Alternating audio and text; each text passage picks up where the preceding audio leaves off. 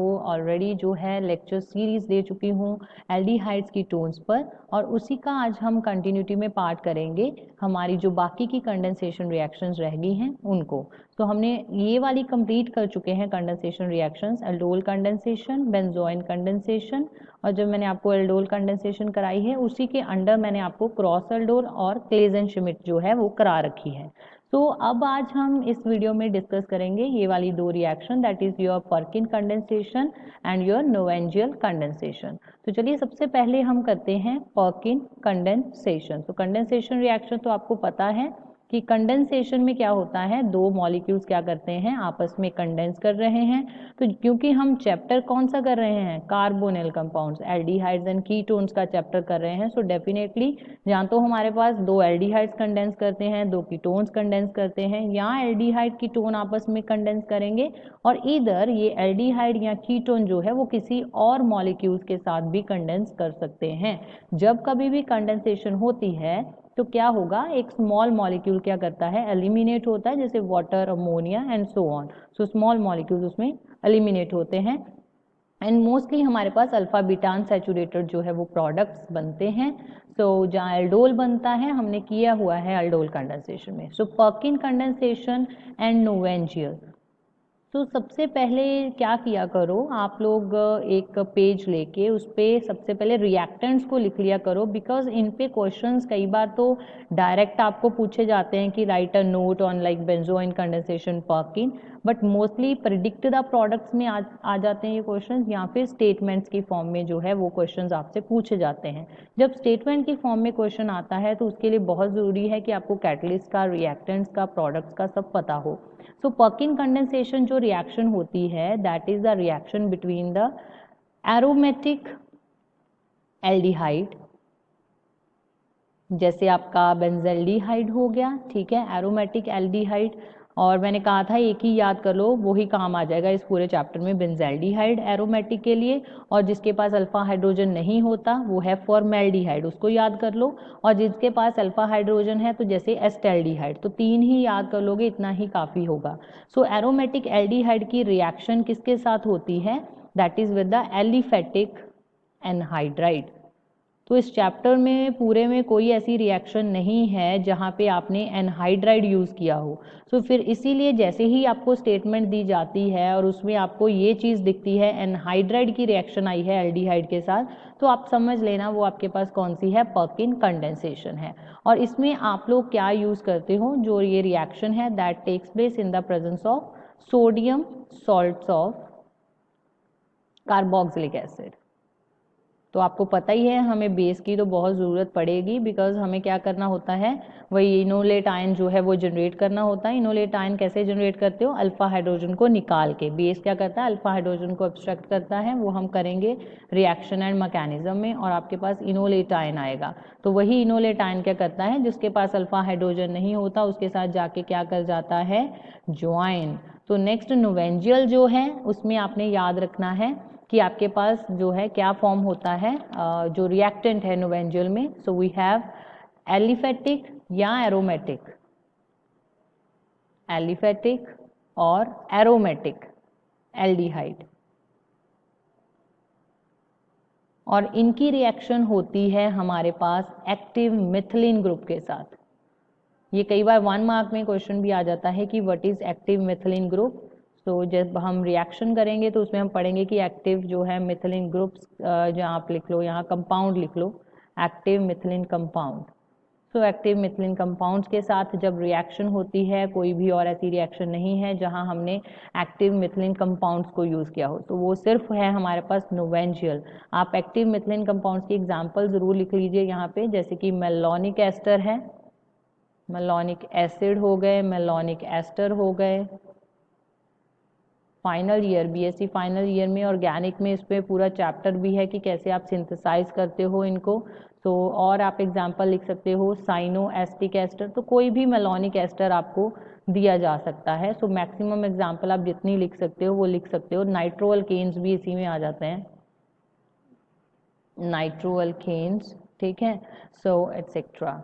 सो याद रखिएगा, the reaction of aromatic aldehyde with the aliphatic anhydride is Perkin, and the aliphatic या aromatic aldehyde की reaction active methylene compounds के साथ क्या है, नोवेंजियल रिएक्शन होती है। और दोनों में आपने याद रखना है हमारे पास क्या बनेगा, alpha beta unsaturated, alpha beta unsaturated जो है हमारे पास कंपाउंड्स जो हैं वो बनते हैं। तो प्रोडक्ट में कोई दिक्कत नहीं है, प्रोडक्ट दोनों में ही आपके पास जो है ऑलमोस्ट सेम ही है। So all the differences between the reactants that we are using and the catalyst. So जैसे यहाँ पे अगर आपने sodium salt of carboxylic acid use किया है तो यहाँ पे आप यूज़ करते हो पिरिडीन, पिरिडीन, तो ये आप यूज़ करते हो इसमें नोवेंजल में। तो चलिए सबसे पहले डिटेल में हम डिस्कस करेंगे अपनी पर्किन रिएक्शन, पर्किन कंडेंसेशन। तो जैसा कि मैंने आपको बोला है कि ये रिएक्शन किसके बीच में है, एरोमेटिक एल्डिहाइड है। So I am taking my benzaldehyde that is C double bond OH। तो ये बेंजल्डिहाइड ले लिया और इसको आप ट्रीट कराओगे एनहाइड्राइड के साथ। तो सबसे इजी वाला एनहाइड्राइड ले लेते हैं हम, that is your acetic anhydride. So this is your acetic anhydride। आपने नेमिंग जो है वो साथ साथ में करनी है, अदरवाइज आपकी जो है मार्क्स काट लिए जाते हैं एग्जामिनेशन में। ज़्यादातर बच्चे क्या करते हैं, रिएक्शंस लिखते रहते हैं और नेमिंग करना भूल जाते हैं। तो आपने रिएक्शन में जो है नेमिंग प्रॉपर करनी है। तो सबसे पहले पूरी हम रिएक्शन लिख लेते हैं। यहाँ पे CH3COO Na, sodium salt of carboxylic acid. थोड़ा टेम्परेचर दिया जाता है यहाँ पे, दैट इज़ 453 केल्विन। तो याद करने के लिए, मतलब अभी जैसे प्रोडक्ट बनाना है, मैकेनिज्म तो हम करेंगे, बट अगर आपने इसको रिवाइज करना है तो रिवाइज करने के लिए क्या करोगे, याद रखना यहाँ से ऐसे करो, H2 निकाल दो और यहाँ से O। मतलब मैकेनिज्म वैसे ऐसे होता नहीं, बट याद करने के लिए कि कंडेंसेशन प्रोडक्ट को मैं कैसे लिखूं, तो यहाँ से इसको रिमूव कर देना, यहाँ से वाटर। तो ये देखिए ये रिंग आ गई, ठीक है। और ये इसके साथ ये कार्बन, सबसे पहले वो लिख लो जो ग्रुप इसके साथ अटैच है, वो कौन से वाला ग्रुप है, दैट इज H। और ये इसके आगे क्या है, डबल बॉन्ड O। यहाँ से अगर 2 हाइड्रोजन बाहर निकलते हैं तो कितने हाइड्रोजन बच गए, यहाँ पे 1। तो ये मैंने लिख दिया CH, रेस्ट सबका सेम ही रहेगा, ठीक है। याद करने के लिए कि बस कि कंडेंसेशन प्रोडक्ट मेरे को कैसे लिखना है, तो आप लोग इस तरह से इसको रिवाइज कर सकते हो। सो this is the condensation product. तो कंडेंसेशन प्रोडक्ट है, थोड़े टाइम के लिए है, ज़्यादा स्टेबल नहीं है, मैंने इसको डाल दिया है ब्रैकेट में इसीलिए, ठीक है। सो कंडेंसेशन प्रोडक्ट के बाद आप क्या करते हो, इसको जस्ट आपने वाटर में क्या करना है, वाटर डाल देना है और इसको बॉयल करना है। जब वाटर डाल के बॉयल करते हो तो वो स्टेप क्या होता है, दैट इज़ द हाइड्रोलिसिस। मैं उसको तोड़ूंगी मॉलिक्यूल को, hydro means water, lysis means break down. So break down in the presence of water. So simply आपको क्या करना है, यहाँ पे कट देना है एक। तो अगर वाटर डाला है तो याद रखना, अगर ये नेगेटिव पार्ट इधर रह गया तो इसके साथ क्या आएगा, वाटर का H। और अगर आपके पास ये पॉजिटिव पार्ट रह गया तो इसके साथ वाटर का क्या आएगा, OH नेगेटिव। तो हमारे पास यहाँ पे क्या प्रोडक्ट बन जाएगा, देखिए ये आपके पास ring H double bond CH, C double bond O। तो मैंने कहा इसके साथ क्या आएगा, OH नेगेटिव प्लस बाकी बच गया CH3, यहाँ से लिखना शुरू कर रहे हो C डबल बॉन्ड O, और ये आपके पास O के साथ क्या अटैच हो गया, H। तो आप जैसा देख रहे हो यहाँ पे हमारे पास ये वाला कार्बन अल्फा, ये है beta. So there is unsaturation at alpha and beta position. So we get the alpha beta unsaturated, unsaturated. कौन सा फंक्शनल ग्रुप आपके पास लगा हुआ है, कार्बोक्सिलिक ग्रुप। तो ये क्या है, अनसैचुरेटेड एसिड। क्या आप इसका नाम बता सकते हो, इस स्ट्रक्चर का क्या नाम है, याद करिए, इस स्ट्रक्चर का नाम है सिनेमिक एसिड, सिनेमिक एसिड। और ये वाला हमारे पास बताया था, कहीं पे भी CH3 ग्रुप लगता है तो वहाँ पे आप एसिड वर्ड यूज़ करते हो, और जैसे acetaldehyde, acetic acid, so this is acetic acid. तो इस पे जैसे स्टेटमेंट आ सकती है कि how can you convert benzaldehyde to cinnamic acid in the presence of acetic anhydride. तो आपको याद रखना है कि आपको करनी है पर्किन कंडेंसेशन। तो ये तो अभी हमने सिर्फ रिएक्शन लिखी है। So now we are going to trace its mechanism. So let's write on the mechanism. तो मैकेनिज्म में सबसे पहला स्टेप जैसा हम लिखते ही हैं, that is the generation of, क्योंकि कंडेंसेशन है तो ऑलमोस्ट स्टेप सेम ही है, सिर्फ रिएक्टेंट्स वेरी करेंगे, जनरेशन ऑफ योर कार्बेनायन। तो बेटर है आप पहले पिछली जो एल्डोल वाली है वो वीडियो देख लो, ताकि आपको एक जो इजी वाला कंसेप्ट है कि कार्बेनाइन को कैसे जनरेट करना है वो वहाँ से ज़्यादा क्लियर हो जाएगा, फिर उसके बाद ये इजी लगेंगी सारी रिएक्शंस। जनरेशन ऑफ कार्बेनाइन, कौन सा कार्बेनाइन होता है हमारा, इनोलेटाइन।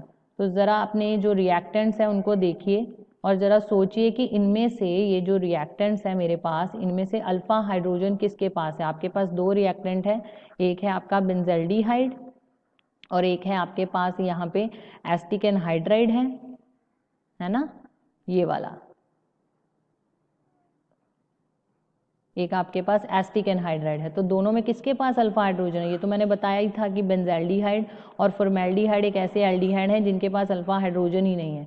तो सिर्फ बचा कौन सा, एसिटिक एनहाइड्राइड। तो हम उसी को यूज करके क्या बनाएंगे, अपना कार्बेनाइन। तो चलिए यहाँ पे क्या करेंगे, एक जो है H को ओपन कर लेंगे एसिटिक एनहाइड्राइड के, जिसके पास भी अल्फा हाइड्रोजन होगा उसका बस अल्फा वाला हाइड्रोजन आपने क्या करना है, ओपन कर लेना है।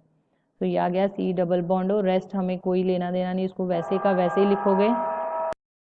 इसमें आपने क्या डालना है, अपना जो भी बेस है। सो हमारे पास sodium salt of carboxylic acid है, so I am going to add my acetate ion from the base. इसको लिखते जाना है साथ में कि हम क्या यूज़ कर रहे हैं, एसीटेटाइन क्या एक्ट कर रहा है एज अ बेस। और यहाँ पे ये हमारे पास क्या है, अल्फा कार्बन, और ये इसका क्या है, alpha hydrogen. So alpha hydrogen abstract होगा यहाँ से। याद रखना है हमेशा जो एरो है वो क्या करोगे, नेगेटिव टू पॉजिटिव की तरफ ही जाएगा, कभी भी H का इधर एरो नहीं लेके आओगे, ठीक है। और साथ ही में ये इलेक्ट्रॉन डेंसिटी शिफ्ट हो जाएगी कार्बन को। तो वी हैव, यहाँ पे हमारे पास क्या एलिमिनेट हो गया, CH3 COOH। सो एलिमिनेशन जो भी हुआ है उसको आपने ऐसे एरो पे माइनस करके लिख देना है। Rest we are left with this, ये आ गया नेगेटिव चार्ज जो है वो लगाना नहीं भूलना आपने। तो ये एक आयन जनरेट हो गया हमारे पास, ठीक है। तो ये क्या बन गया हमारे पास, कार्बेनाइन। और ये कार्बेनाइन बनेगा भी जल्दी से, क्यों, क्योंकि इसमें क्या है, मतलब यहाँ पे इसकी स्टेबिलिटी है। अगर आप देखोगे ये यहाँ पे क्या है, रेजोनेंस स्टेबलाइज्ड। तो आप इसका रेजोनेटिंग स्ट्रक्चर भी ड्रॉ कर सकते हो। उसकी स्टेबिलिटी हमें पता ही है, हमारा इनोलेट आयन जो है वो स्टेबल होता है, क्योंकि वो C डबल बॉन्ड O के साथ, हमारा जो कार्बोनिल ग्रुप है उसके साथ किस में आ जाता है, रेजोनेंस में। तो ये हमने अपना जो है कार्बेनाइन जनरेट कर लिया, बस आगे तो स्टेप इजी है। नेक्स्ट स्टेप क्या होता है, attack of your nucleophile. Nucleophile जो कार्बेनाइन आपने जनरेट किया है उसी का अटैक होगा अब नेक्स्ट मॉलिक्यूल पे। कौन बच गया अब बेचारा, बेंजल्डिहाइड। तो बेंजल्डिहाइड अल्फा हाइड्रोजन है नहीं इसके पास, तो इसलिए कौन लेके आया है अब कार्बेनाइन, किसने जनरेट किया है, दैट इज योर एनहाइड्राइड। तो ये आ गया हमारे पास। तो ये यहाँ कहाँ पे अटैक करेगा, ये पार्ट पॉजिटिव ये पार्ट नेगेटिव, पहले ऐसे मार्क कर लिया करो। तो यहाँ पे ये पार्ट यहाँ पे अटैक करेगा और साथ ही में इलेक्ट्रॉन डेंसिटी शिफ्ट हो जाएगी। सेम चीज़ है बिल्कुल जैसा आप लोगों ने अल्डोल कंडेंसेशन में कर रखा है, बेंजोइन में कर रखा है, तो कुछ वैसी ही रिएक्शन है, only it is differing in the reactant. तो पहले ग्रुप्स जो इसके साथ अटैच हैं वो लिख दिए, आगे किसकी अटैचमेंट हुई है यहाँ पे, that is your CH2 C double bond O C double bond O CH3, ठीक है। सो ये फर्स्ट स्ट्रक्चर बन गया। अब इसके बाद हम क्या करते होते हैं, जब O नेगेटिव होता है तो उसके बाद क्या करते हैं, H पॉजिटिव ऐड करते हैं। कहाँ से आएगा ये H पॉजिटिव, क्या कंडीशन में क्या पड़ा हुआ है हमारे पास, फ्रॉम एसिटिक एसिड।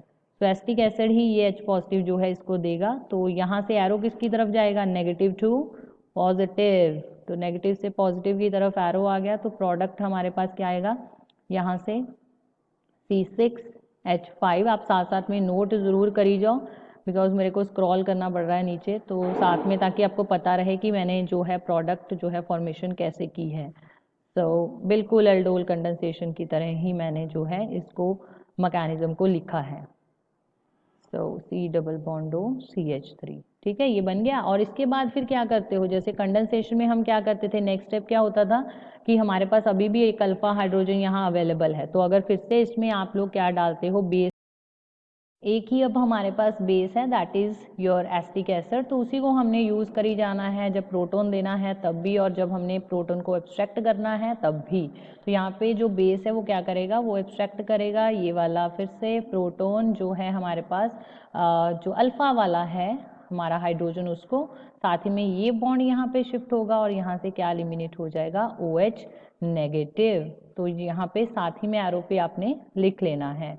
तो ये आ गया C6H5CH, ये आ गया double bond CH, C double bond O, C double bond O, CH3, right. बन गया हमारे पास condensation product, alpha beta unsaturated product जो है वो बन गया। उसके बाद क्या कर सकते हो आप, इसकी हाइड्रोलिसिस। हाइड्रोलिसिस कैसे करते हैं, वाटर की प्रेजेंस में हम इसको करते हैं बॉयल। सो हमारे पास हाइड्रोलिसिस में बताया है, यहाँ कट कर देना है C डबल बॉन्ड O एक जो है कार्बोनिल ग्रुप उसके बाद, और आपके पास आ जाएगा C6H5CH, C double bond O, ये कंप्लीट अब अल्फा बीटा अनसैचुरेटेड एसिड बन गया ये हमारे पास, राइट। और यहाँ पे आ गया हमारा H अटैच हो गया और ये बाकी का पार्ट एसिटिक एसिड। सो ये हमारे पास जो है ये प्रॉपर मैकेनिज्म जो है that is of Perkin condensation. तो चलिए नेक्स्ट अब हम करते हैं नोवेंजल रिएक्शन। सो नोवेंजल रिएक्शन मैंने आपको बताई थी, that is a reaction between the, याद करिए किसमें बताया था, एलिफेटिक एंड एरोमेटिक एल्डिहाइड। मैं आपको जो एग्जांपल देने वाली हूँ that is of journal aldehyde, तो आप उसमें अपना कोई भी जो है अल्काइल ग्रुप फिट कर सकते हो, ठीक है। सो ये मैंने जर्नल एल्डिहाइड लिखा है, एल्डिहाइड, और फिर इसकी रिएक्शन हम कराएंगे एक्टिव मिथिलीन ग्रुप के साथ। तो अब चलिए पता करते हैं पहले तो कि ये एक्टिव मिथिलीन ग्रुप है क्या, what is this XY which I have written, active methylene group. So कोई भी आपके पास जो मिथिलीन ग्रुप है, मिथिलीन मिथाइल से ही बना है, जब H आप निकाल देते हो तो मिथिलीन बन जाता है। सो मिथिलीन ग्रुप में जब आपके पास दोनों साइड क्या लगे हों, इलेक्ट्रॉन विड्रॉइंग ग्रुप लगे हों, तो उसको बोलते हैं एक्टिव मिथिलीन ग्रुप। हम आगे एग्जांपल्स इसकी लिखेंगे। So remember active methylene group is that group which is flanked by, flanked का मतलब हो गया उसको घेरा हुआ है दो इलेक्ट्रॉन विड्रॉइंग ग्रुप्स ने। तो रिएक्शन जो होती है पिरिडीन की प्रेजेंस में होएगी और थोड़ा सा आप इसको करोगे हीट। तो जैसा कि यहाँ पे क्या करोगे, इसको बाहर निकालिए वाटर मॉलिक्यूल को। ये सबसे बेस्ट तरीका होता है कंडेंसेशन प्रोडक्ट को लिखने का कि जहाँ कार्बोनिल ग्रुप है वहीं से आप O को और इधर से H2 को एलिमिनेट करके देख लो, और ये आपके पास आ गया क्या, कंडेंसेशन प्रोडक्ट। कंडेंसेशन प्रोडक्ट, साथ साथ में नेमिंग बहुत ज़रूरी है, और साथ में क्या एलिमिनेट हो गया, वाटर। तो चलिए अब इसकी एग्जांपल कोई कर लेते हैं, जैसे यहाँ पे लिख लेते हैं एस्टेल्डिहाइड। तो ये हमारा आ गया एस्टेल्डिहाइड, और जैसा मैंने बोला methylene group, active methylene group which is flanked by 2 electron withdrawing group. तो इलेक्ट्रॉन विड्रॉइंग तो कार्बोनिल से अच्छा तो इलेक्ट्रॉन विड्रॉइंग हो ही नहीं सकता, क्योंकि इलेक्ट्रोनेगेटिव ऑक्सीजन है यहाँ पे। तो यहाँ पे आपको कोई भी ग्रुप दिया जा सकता है, जैसे ये जो फॉर्मूला है that is of, because CH3 लगा है, सो this is your methyl groups, ठीक है, मिथाइल ग्रुप्स हैं। तो इसी तरह आपको जैसे यहाँ पे C2H5 भी दिया जा सकता है, ठीक है। सो उस केस में इसका नेमिंग क्या हो जाएगा, इथाइल, पहले जो भी ग्रुप है इथाइल, फिर आ गया एसीटो एसीटेट, बाकी एस्टर जो है ग्रुप आपने लिख दिया aceto acetate, ethyl aceto acetate, it is one of the active methylene group. और यहाँ पे लिखिए पिरिडीन एंड योर हीटिंग। और ये देखिए बस, मतलब सिर्फ आपको लर्न जो करने हैं, रिएक्टेंट लर्न करने हैं, वही अगर आपको याद हो गए तो बस फिर रिएक्शन तो इजी ही है आगे। तो ये बाकी क्या बच गया, यहाँ पे कार्बन, कार्बन के साथ आगे लगा हुआ है COCH3, कई बार ऐसे इकट्ठा करके भी लिखा होता तो वो वही है, कार्बोनिल ग्रुप ही है, C2H5। So this is the condensation product. तो कंडेंसेशन प्रोडक्ट, और यहाँ से एलिमिनेट जो हुआ है मैंने यहाँ पे एरो पे ही लिख दिया, दैट इज योर वाटर। तो जैसे एग्जाम्पल अगर आपके पास आ जाए, जैसे कि सेम हम ले लेते हैं एस्टेल्डिहाइड, तो यहाँ पे तो रिएक्शन यहीं पे मोस्टली रुक ही जाती है कंडेंसेशन पे।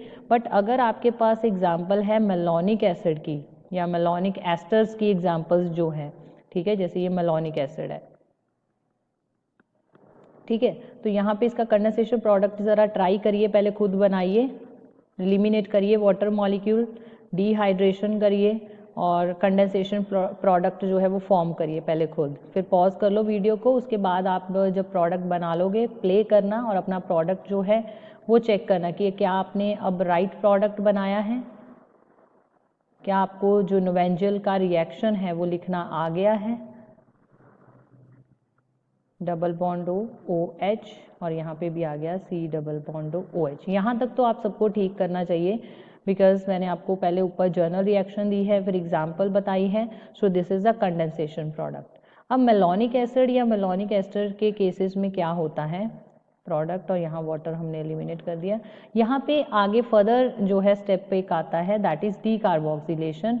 यहाँ पे ये वाला सपोज ये वाले कार्बन डाइऑक्साइड को आप क्या करो, एलिमिनेट कर दो यहाँ से, तो बाकी जो बच गया उसको लिख दो दैट इज CH3, ये कार्बन के साथ है H डबल बॉन्ड C, और इस कार्बन के साथ आगे जो है आपके पास लगा हुआ है, यहाँ पे कुछ हमने देख लो स्किप तो नहीं किया है, we have COOH and we have COH, right. So यहाँ पे हमारे पास जो है बाकी का ये देखिए, ये CO2 यहाँ से एलिमिनेट हो गया, ये रह गया H, तो ये मैं यहाँ पे लिख रही हूँ इसके साथ H और ये आगे आ गया COOH। So this is your alpha beta, this is your alpha beta unsaturated acids जैसा हमने पर्किन में बनाए थे। सो याद रखना डी कार्बोक्सिलेशन अगर आप करोगे so alpha beta unsaturated acids बनते हैं in case of your malonic acids and your malonic ester. Malonic ester क्या होता है, नथिंग बट यहाँ पे सिर्फ H की जगह यहाँ पे कोई ग्रुप होंगे जैसे CH3 C2H5, तो वो मेलोनिक एस्टर होगा, रेस्ट विल बी सेम, ठीक है। बाकी सारा स्टेप जो है वो आपने सेम ही करना है। तो चलिए अब इसकी पहले मैकेनिज्म कर लेते हैं। और एक याद ज़रूर रखना कि जो कीटोन्स जो नोवेंजल कंडेंसेशन नहीं दे पाते मेलोनिक एसिड या मेलोनिक एस्टर के साथ, सो वो क्या करते हैं साइनो एस्टिक एस्टर के साथ जो है वो रिएक्शन दे देते हैं। साइनो एस्टर होता है ये वाला CH2CN, यहाँ पे C डबल बॉन्ड OC2H5, ये भी याद रखना, साइनो एसिटिक एसीटेट, ठीक है। और ये हमारे पास कौन सा ग्रुप है, इथाइल, तो ये पहले लिखोगे आप इथाइल साइनो एसीटेट। तो जैसे हमारा साइक्लोहेक्सेनॉन हो गया, ठीक है, ये मेलोनिक एसिड के साथ जो है वो ये नहीं देता रिएक्शन, तो उस केस में हमें क्या यूज़ करना पड़ता है, उस केस में आप यूज़ करोगे इथाइल साइनो एसीटेट। और फिर ये तो वही सेम ही रहेगा पिरिडीन, और हीट करोगे तो लिखने का तरीका वही रहेगा, वाटर यहाँ से एलिमिनेट किया और बस कंडेंस कर दिया आपने मॉलिक्यूल्स को। सो मैं इधर लिख रही हूँ इसको कंडेंस करके।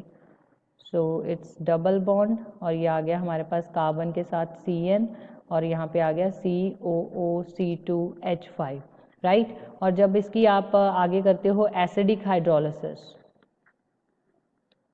ठीक है, एसिडिक हाइड्रोलिसिस करने पे क्या होगा, जो आपके पास ये दोनों ग्रुप हैं ये किस में कन्वर्ट हो जाते हैं, जब कभी भी हम इनकी हाइड्रोलिसिस करते हैं ये कन्वर्ट हो जाते हैं कार्बोक्सिलिक ग्रुप्स में, COOH एंड योर COOH। सो आगे फिर वही सेम चीज़ है, देखिए बिल्कुल वो नोवेंजल का ऊपर वाला जो हमने अभी स्ट्रक्चर बनाया था कंडेंसेशन वाला वो बन गया, तो डेफिनेटली यहाँ से क्या एलिमिनेट होगा, फिर आगे डीकार्बोक्सिलेशन हो जाएगी जब आप इसको हीट करोगे, and we will get this structure. We have double bond CH and COOH। तो हमारे पास कौन सा प्रोडक्ट बन गया, alpha beta unsaturated carboxylic acid. तो याद रखिएगा बस ये चीज़ कि कई ऐसे हमारे थोड़े ढीठ से एल्डिहाइड है, कीटोन्स हैं, ठीक है, कीटोन्स हैं जो नहीं रिएक्शन देते मेलोनिक एसिड या मेलोनिक एस्टर्स के साथ, तो फिर उनके केस में हमें क्या यूज़ करना पड़ता है, साइनो जो है कंपाउंड्स यूज़ करने पड़ते हैं, साइनो एस्टिक एस्टर यूज़ करने पड़ते हैं। So this is one of the example of that. तो now we are coming at mechanism part of this reaction which is important, mechanism. तो mechanism will be like same, I always used to say, जिसके पास भी alpha hydrogen है उसको हम open कर लेंगे, यहाँ पे अल्फा हाइड्रोजन, ये अल्फा कार्बन पहले डिटेक्ट कर लो, ठीक है, जो अल्फा कार्बन आपका कौन से वाला है, यही था अल्फा मिथिलीन का, ठीक है। तो यहाँ पे मैं क्या करूँगी, इसी का एक H जो है वो ओपन कर लेंगे। I'm just going to erase this. So instead of writing this CH2, better to write like this. This is H. ठीक है, ये मैंने वही वाला आपके पास जो था इथाइल, बार बार लिखो ज़रूर नेमिंग, फिर याद हो जाएगी आपको, एसीटो एसीटेट।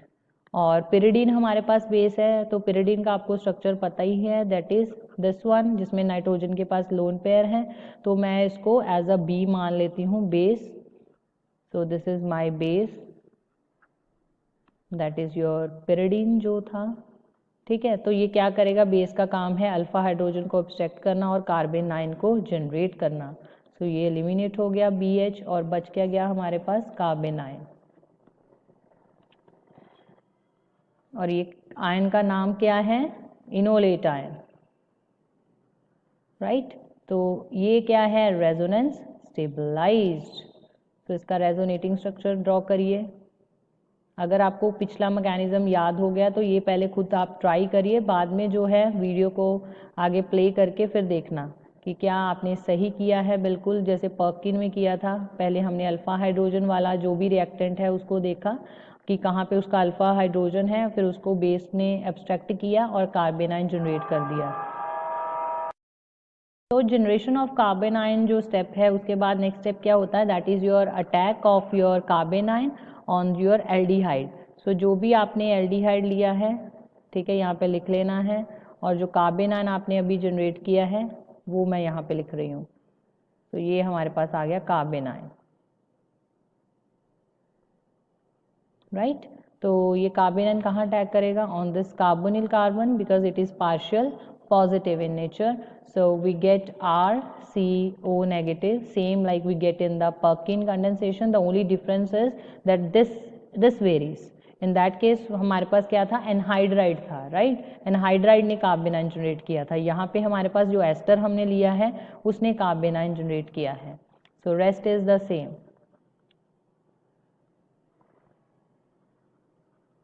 ठीक है, ये स्ट्रक्चर बन गया, राइट। आपने जैसे पर्किन में किया था, यहाँ पे क्या ऐड करोगे आप, प्रोटॉन ऐड करोगे। तो H पॉजिटिव अब कहाँ से आएगा, जैसे हमारे पास पर्किन में एसिटिक एसिड बना था, यहाँ पे हमने क्या बनाया हुआ है, BH, तो वहाँ से आपके पास प्रोटॉन आएगा। So arrow will always be from the higher electron density to the lower one. तो हमारे पास यहाँ पे आ गया OH ग्रुप, और ये H इसके साथ है। यहाँ पे अभी भी एक जो है अल्फा हाइड्रोजन बचा हुआ है, राइट। हाइड्रोजन मैंने इस तरह नीचे को लिख देना है, और यहाँ पे आ गया बाकी जो रेस्ट ऑफ द मॉलिक्यूल आपके पास बचा है, that is your C double bond OCH3, और एक आपके पास है C double bond OC2H5।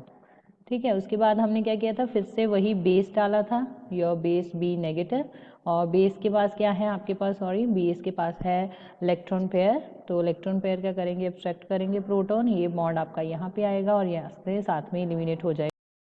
Water elimination के साथ ही हमारे पास जो है क्या फॉर्म हो जाएगा, ये बन गया डबल बॉन्ड, ये है इसके साथ H, और ये आ गया हमारे पास C डबल बॉन्ड O। जो रेस्ट ऑफ द ग्रुप है वो आपने वैसे का वैसा ही लिख देना है यहाँ पे, OC2H5। तो ये देखिए अल्फा, ठीक है, कार्बोनिल के नेक्स्ट वाला कार्बन अल्फा, उसके नेक्स्ट वाला बीटा। तो ये क्या बन गया हमारे पास, अल्फा बीटा अनसैचुरेटेड कंपाउंड। और यही अगर मैंने बताया, अगर आपके पास यहाँ पे कौन सा ग्रुप होता है, COOH, और यहाँ पे भी COH, यानी कि मेलोनिक एसिड दिया है, तो फिर आपने डीकार्बोक्सिलेशन जो है वो भी करके दिखानी है इसके साथ ही नेक्स्ट स्टेप में मैकेनिज्म में, राइट। सो आई होप आपको ये दोनों रिएक्शंस जो है पर्किन एंड नोवेंजियल क्लियर होंगी, इनका मैकेनिज्म भी। So do comment if you get the concept, and keep liking and keep sharing Chemistry Drive with Ravneet. Thank you.